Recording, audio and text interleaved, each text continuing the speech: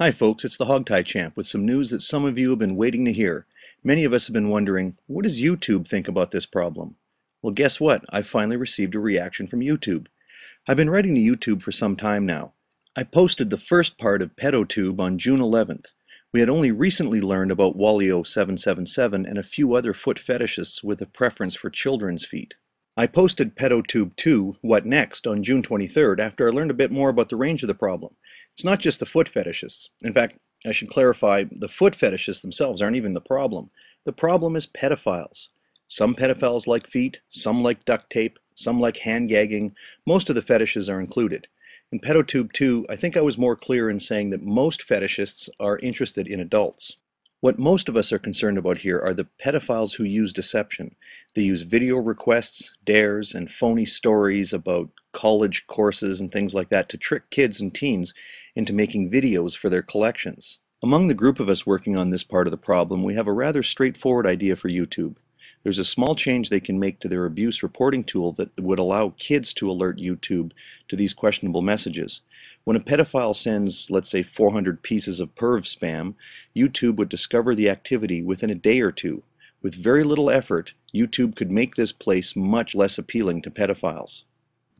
In the few days since the release of PedoTube 2, I've been receiving about 30 to 40 PMs per day, most of them from kids. They tell their friends to watch and they write to tell me that they're glad they saw it.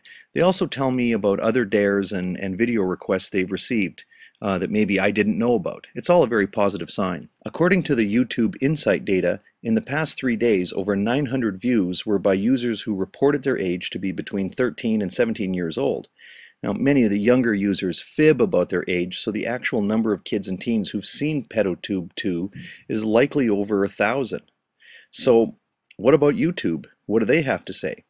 Well, in response to PedoTube Part 1, they flagged the video as may not be appropriate for minors. There's no explicit content, no minors in the video. All the footage is taken from YouTube videos that are not flagged. I know who false flagged the video. Now imagine the irony. A video that warns kids about pedophiles was flagged by a pedophile as not appropriate for minors. And of course I've written to YouTube about this, and I got the reaction that you would expect. Nothing. I've called Google only to be told that YouTube never takes calls, not even calls warning them about pedophiles. I haven't heard one word from YouTube, until today. And why do I know that some of you won't be surprised by this? But this is what they think of PedoTube 2. Now, I was mindful of the terms of use when I started the PedoTube series. I was aware of the impact of false flagging, so I made sure my videos contain no violations. The clips are short and used for educational purposes. Clearly fair use. The images are all taken from YouTube videos, videos not flagged as inappropriate for minors. The subject matter is delicate, but treated in a mature and responsible fashion.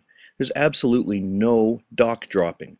Where I mention a user's name, I do not apply a label or make accusations. Instead, I show the activity in comments or on channel pages, something any user has access to. In fact, in PedoTube 2, I put the links in the sidebar so users could conduct their own searches on YouTube to look up the information themselves rather than putting any sort of accusation in the video itself.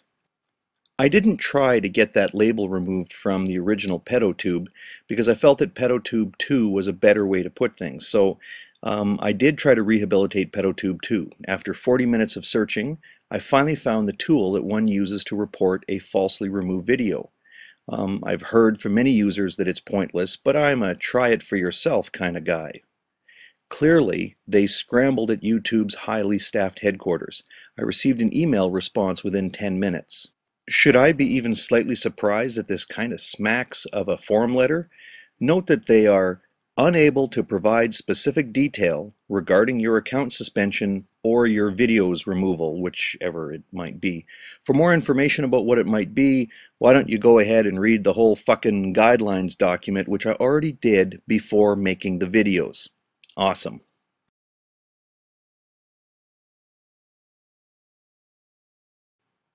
At one point in part 1 of PedoTube, I had said, when it comes to YouTube, there is no one at the helm. Now by that, I meant that all of this crap is automated. They don't monitor or review or judge. When enough people flag a video, then poof, away it goes. I didn't object to the flagging of Part 1. I thought the best thing to do was to move forward and improve the clarity of the message. However, Part 2 was a clear and helpful message. I won't let pedophiles decide what is valid in this discussion. Therefore, I will upload it again. They will flag it again, YouTube will remove it again, and I will upload it again. Now eventually, YouTube will suspend my account. I will open a new account. You'll recognize it because the first uploads will be the PedoTube series. Pedophiles usually open multiple accounts. They fake their identities, they produce no videos. They contribute nothing to the YouTube community. All they do is they deceive children to help build up their collections of, stroke material. They use multiple accounts to false flag those who criticize them. I believe it morally just to violate any rule that says I cannot re-upload PedoTube 2. The video contains no terms of use violations. The false flagging of this video is itself a violation, but nothing will be done about that. Also, when the PedoTube series is complete, all episodes will be made available to CTV and CBC. If news networks in your country might be interested, I'm willing to share. Just let me know. Originally, my videos were about the unfortunate problem of pedophiles on YouTube. Now, I must include mention of YouTube's willful neglect and their interference with our efforts to educate younger users. I'll ask this favor of you.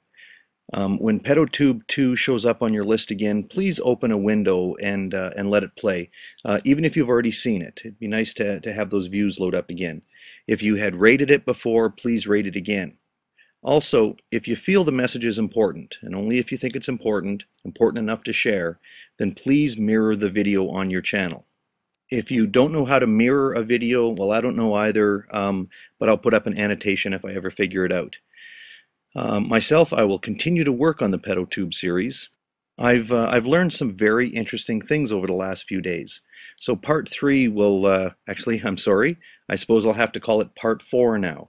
Part 4 will contain an even bigger surprise. The surprise is that you might be cheered up by it. I have some very, very good news for you.